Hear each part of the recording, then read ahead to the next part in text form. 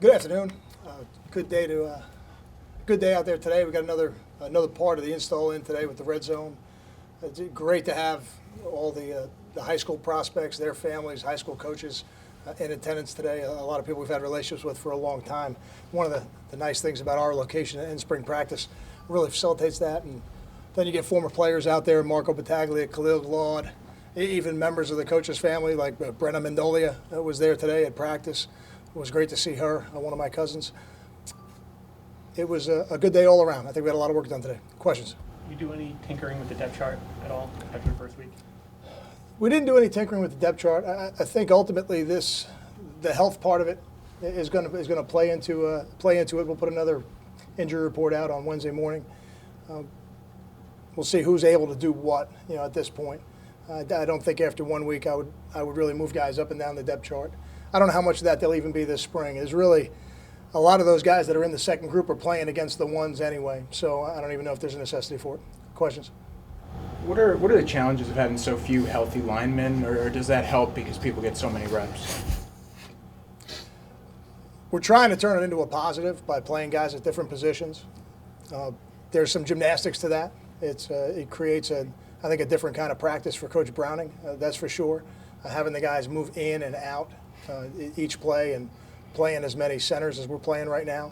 I think they've done a good job with the quarterback center exchange. There haven't been very many of them on the ground, and when you could have one of four guys starting every period at center with the quarterback, that's not always the easiest thing.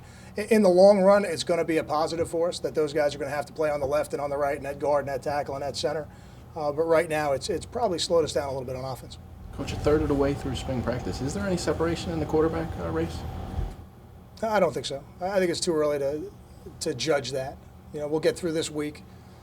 Our first really move the ball kind of period won't be until Saturday.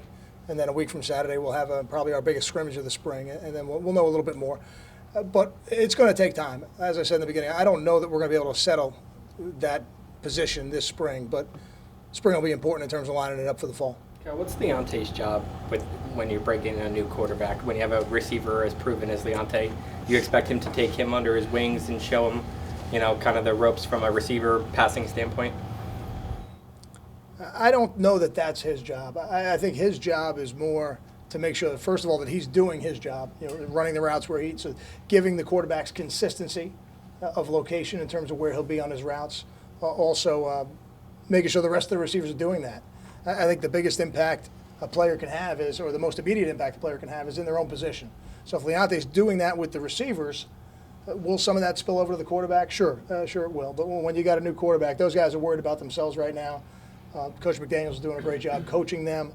I want to see Leonte's role really more within his position group, and then bringing the emotion and the energy and setting the standard for emotion and energy on offense, kind of the way Darius does on defense. You said you want to see Kamoko be more like a complete player this spring. What have you seen so far, and what does he need to do? I'm seeing him play with great effort on first and second down, which is, we got third down in the last 2 days, but primarily it's been first and second down. We've only had 1 day where we've tackled, so some of those things are tougher to judge.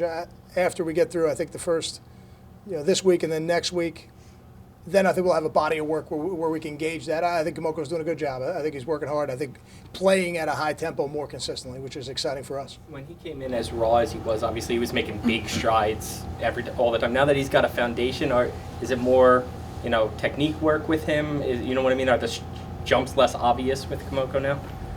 It's important that he becomes a complete player. That's what I would say. I think that, to me, is our goal for him. We want him to be a first, second, third down guy, and we want to play him a lot. He's in great condition, so that's not the issue. We know how valuable he is on third down and how impactful he is on third down. But the great players play on all downs, and that's what we want him to be. We feel like he's got a high ceiling. Seems like Jimmy Hogan's maybe had a little more opportunities. What are you seeing out of him? High energy, physical guy. He loves football. Every day he is out there, and he's a fun guy to coach. Special teams punting competition, you see anything today? I mean, you did a lot of work today. That's another one that I don't think that'll be settled until the fall. I don't think we snapped the ball particularly well today. That affected the punters probably more than anything else. I think at times they've both hit it pretty good. We need the operation to be better. Any other questions? Thank you.